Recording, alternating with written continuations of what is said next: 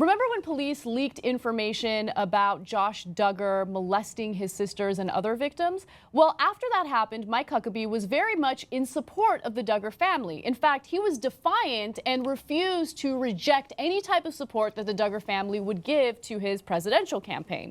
Well, something very mysterious has happened on Huckabee's presidential website. Apparently, a page that had support for the Duggar family on it has disappeared. Okay, so according to Talking Points memo, the Duggar endorsements enjoyed top billing on the campaign site's I Like Mike sidebar on May 22nd, the day Huckabee issued a full-throated defense of the family following the publication of a 2006 police report that showed the Duggars' eldest son, Josh, was investigated for molesting 5 underage girls when he was a teenager. However, according to TPM, archived versions of the campaign site show that the endorsements were removed sometime Monday night. 2 points to make about that. First of all, I believe the phrase full-throated is always unfortunate. Yes, yes. Second of all, what kind of guy runs this campaign based on morality and then does a full-throated defense of a person who's been charged with molestation? Well, because you have to understand, that's Huckabee's main calling card. It's not like, hey, I'm mainly for extra defense spending, and I guess I'm family values. No, he's all about family values. He finds out, oh, somebody molested their own sisters, incest, molestation, sexual assault, and he's like, I jump in it. I'm for that guy.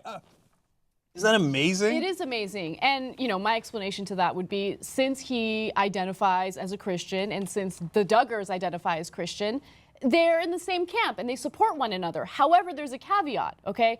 If it is a Christian family that he just doesn't like, maybe because of race or other reasons or political affiliation, he won't support them. So I'll give you an example. He was very critical of the Obamas because they allowed their daughters to watch Beyonce music videos. Do you remember that? Oh my God, that's right. He was so critical of them, like, oh my God, look at how they're raising their daughters. Really, you're gonna talk to me about that? When the Duggar family allowed their young 14-year-old son to molest four, okay, of their daughters, and then they covered it up.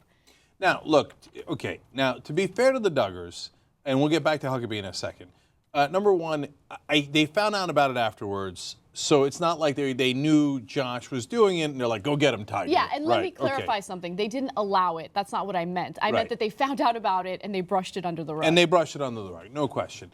And then secondly, you know, we talk about this. I don't want people to get the wrong idea. So at the time, Josh Duggar was 14. So I'm not in the lynch mob. I'm not like, let's go get him, let's string him up, etc. It doesn't make it right. I don't want to excuse it either. I want to be clear about that. But he was a young kid who did things that were wrong. And I think we're allowed to forgive at some point, especially if his sisters have, and his victims have. And you know, there's a whole host of things that go along with it. So I'm not in the like, let's go get him, he's horrible. On the other hand, he worked for the Family Research Council, and they're as a top lobbyist.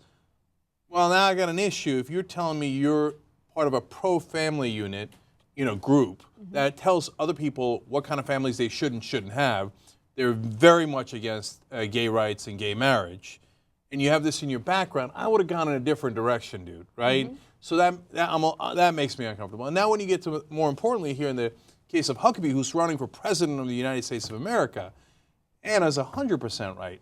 Now look, you want to give Josh Duggar a pass to say, oh, he was 14, and God, I feel bad for the family, and they're from Arkansas, and they're good, blah, blah, blah.